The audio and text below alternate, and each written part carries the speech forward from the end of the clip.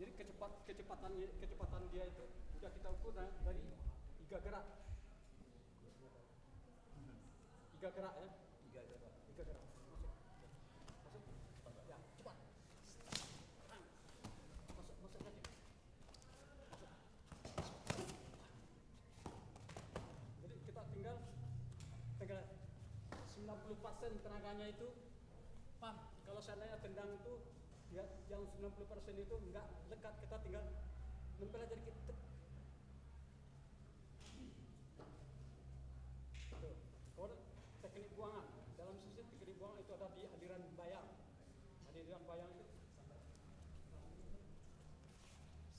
ini aliran bayang. Kita tarik ke sini.